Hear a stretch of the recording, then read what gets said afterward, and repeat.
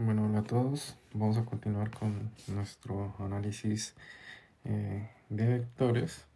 Vamos a continuar con esos fundamentos matemáticos y vamos a ver ahora lo que sería la magnitud de un vector. Como tal, la magnitud de un vector pues va a ser la longitud que va a tener este vectorcito, ¿vale?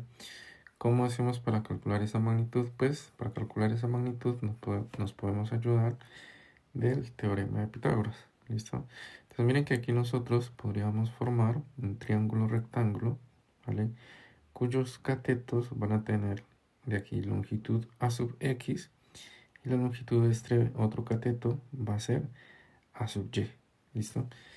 Y la hipotenusa de este triángulo rectángulo que se formaría aquí sería la magnitud de nuestro vector a, que va a ser esta longitud.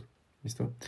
Por lo tanto, la magnitud, ¿vale? Y aquí escribámoslo con doble barra, también se dice el módulo.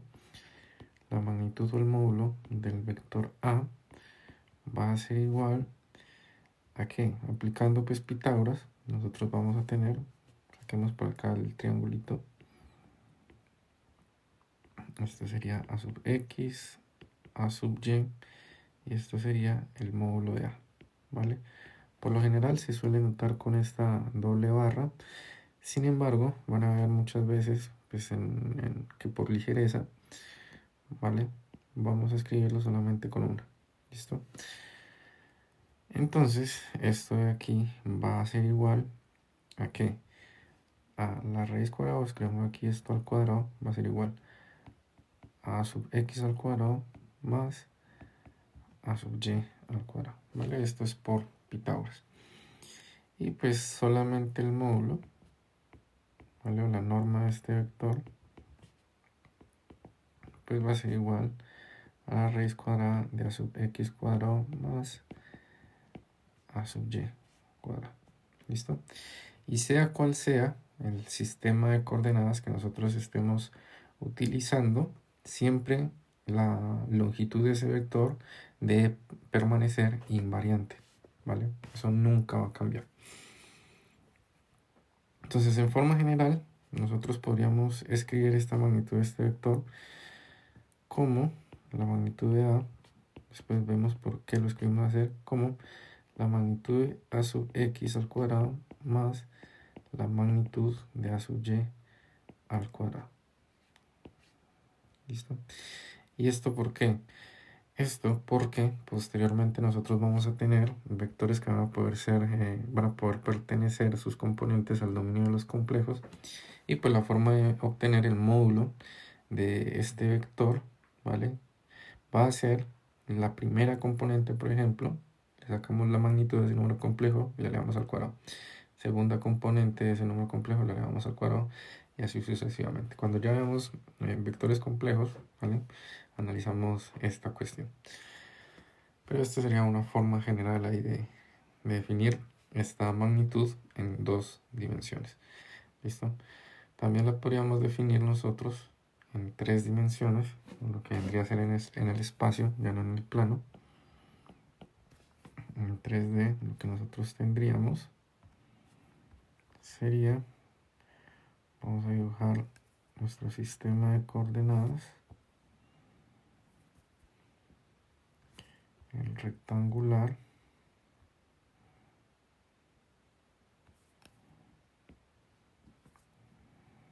esto nos va a quedar aquí. Recuerden que esto lleva un orden x, y y z. Anteriormente ya les había dicho que vamos a ver cómo hacemos para determinar ese orden. Esto porque no necesariamente tiene que ser siempre x, y, z, así como está aquí. ¿Listo? A veces podría ser, no sé, esto x, esto de acá y este de acá z, ¿vale? Pero van a tener que seguir la regla de la mano derecha, porque los productos cruz entre ellos sí deben permanecer. Después vemos que es eso el producto cruz.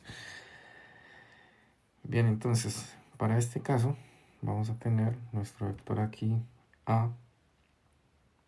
Dibujémoslo por aquí. Nos quedó feo. Corregir esto.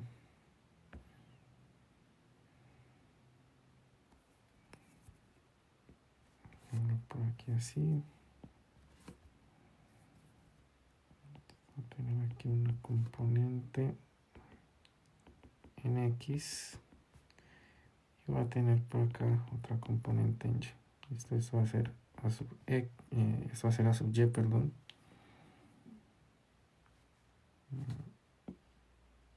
A sub Y. Y esto de aquí va a ser A sub X. Y esta altura va a ser A sub Z. Este va a ser nuestro vector A. Y la longitud de este vector pues va a ser la norma o el módulo de A. ¿Listo? Bien, entonces, ¿cómo haríamos ahora para calcular esta longitud? Pues lo que vamos a hacer ahora es trazar aquí. Miren que nosotros podríamos realizar una proyección de este vector sobre este plano XY, ¿vale? Que va a ser en esta diagonal que nosotros tendríamos aquí. Y miren que aquí formaríamos nosotros un triángulo, ¿listo? Entonces, desde el origen hasta este punto de acá, llamémosle por ejemplo OP, ¿listo? Entonces, ese triángulo que va a tener aquí módulo de A y va a tener acá longitud OP y esta altura sería A sub Z, pues esta hipotenusa de este triángulo rectángulo pues sería nuestro módulo de A, ¿listo? El A sub Z ya lo conocemos porque nos lo da nuestro mismo vector. Necesitaríamos hallar OP, pero miren que OP surge o lo podemos hallar de este otro triángulo rectángulo que nosotros tendríamos en esta otra parte de aquí. ¿Listo? Entonces OP, vamos por aquí, de este triángulo rectángulo va a ser su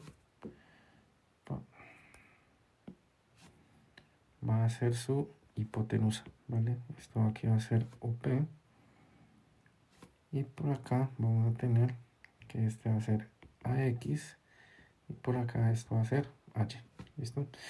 Entonces, por Pitágoras, entonces vamos a tener que OP va a ser igual a la raíz de A sub X al cuadrado más A sub Y al cuadrado. ¿Listo? O también es lo mismo decir que OP cuadrado va a ser igual a sub X al cuadrado más A sub Y al cuadrado. ¿Listo? Entonces, ahora sí, conociendo OP, vamos a este triángulo y vamos a decir pues que la magnitud de A o el módulo de A va a ser igual, colocamos aquí al cuadrado, va a ser OP cuadrado, que es este cateto, más el otro cateto al cuadrado. ¿Listo? Más A sub Z al cuadrado. Por lo tanto, OP cuadrado es esto que tenemos acá, entonces sería A sub X al cuadrado más A sub Y al cuadrado más A sub Z al cuadrado. ¿Listo? Entonces, la norma al cuadrado de A va a ser igual a sub X al cuadrado más A sub Y al cuadrado más A sub Z al cuadrado. Por lo tanto, la norma solamente va a ser igual a la raíz de A sub X al cuadrado más A sub Y al cuadrado más A sub Z al cuadrado. ¿Listo? Esta sería nuestra definición de norma en este espacio, ¿vale? En R3, que sería en el espacio R3. ¿Listo? Entonces, comparando, miren que en R2 nos dio que la norma era la raíz cuadrada de las componentes al cuadrado. ¿Listo? O el cuadrado de las componentes. Y miren que acá también nos dio lo mismo. En 3D nosotros tenemos tres componentes del vector. Y miren que la norma pues va a ser la raíz de la suma de los cuadrados de esas tres componentes. ¿Listo? Entonces ahí ya nosotros podríamos generalizar para para vectores de n componentes, perdón. ¿Vale? Volviendo a decir lo mismo que habíamos mencionado arriba acerca de los vectores que van a ser complejos, pues esto también lo podríamos escribir para cuando sea un vector en 3D, pero de componentes complejos, pues va a ser la magnitud de la primera componente al cuadrado más la magnitud de la segunda componente al cuadrado más la magnitud de la componente en z al cuadrado. ¿Listo? Bien, entonces ahora sí, generalizando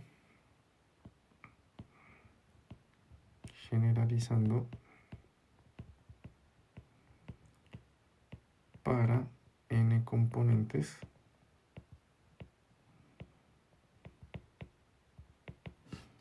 entonces lo que vamos a tener es que pues va a ser la magnitud del vector A, o el módulo de ese vector A, va a ser igual a la raíz de la sumatoria, ¿listo? En i, desde igual, podría ser 1 hasta n, de las componentes a sub i por unos vectores ahí x sub i. Esto no, perdón, esto no. Ahorita explicamos bien esto. Esta parte aquí muy bien.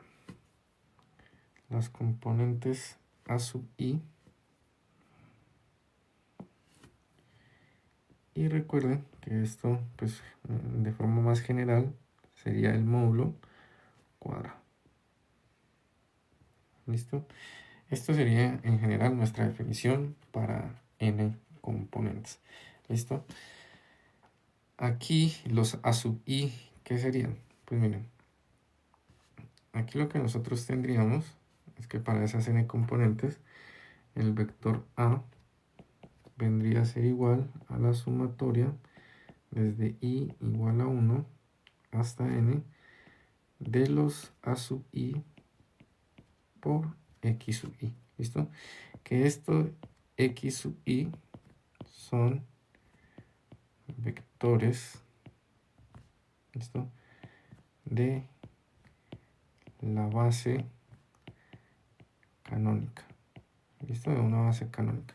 O podría ser, aunque todavía no sabemos qué es, o base, o de alguna base ortonormal.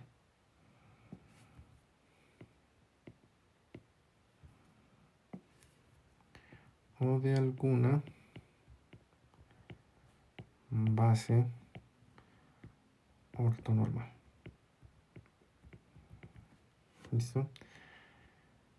Entonces, aquí por ejemplo, si n es igual a 3, pues entonces tendríamos x sub 1, que vendría a ser el x unitario, digamos n igual a 3 y base canónica. Entonces, x sub 1 vendría a ser el x unitario, el x sub 2 unitario, pues vendría a ser el y unitario, el x sub 3 unitario vendría a ser el z unitario, ¿vale? Son simplemente para poder generalizar con esta notación sigma, por eso es que le llamamos a estos x sub i, ¿vale? Y por ejemplo, si nosotros hablamos de una base canónica, pues esto por lo general se habla es cuando se tiene en 2 dimensiones o en 3 dimensiones, pues que esto es visible, ¿vale? En 4 dimensiones, pues se podría seguir hablando de lo mismo. Y ese cuarto vector, pues tendría que ser 0, 0, 0, 1, ¿vale? El vector z unitario, por ejemplo, podría ser 0, 0, 1, 0, y así sucesivamente, ¿vale? Pero por lo general, cuando hablamos de base canónica, pues puede ser en 2D o en 3D, ¿vale? Más de ahí no vamos a mencionarlo como base canónica, pero podríamos definirlo siguiendo la misma lógica que hemos venido hablando antes y que pues nos daría esta base, sería lo que nosotros conocemos como ortonormal, si lo definimos así como 3 ceros y luego un 1 a ese vector, ¿vale? Seguiría siendo una base ortonormal, ¿vale? Hay otras bases ortonormales, no solamente la canónica, y es con esas bases ortonormales que nosotros vamos a trabajar Como les menciono, posteriormente vamos a ver cómo hacemos para definir esas bases ortonormales y cuáles son las más comunes y las que nosotros vamos a utilizar alrededor del curso. ¿Listo? Bueno, ya con esto quedaría esta parte de magnitud de un vector y ya nos veríamos en un próximo video.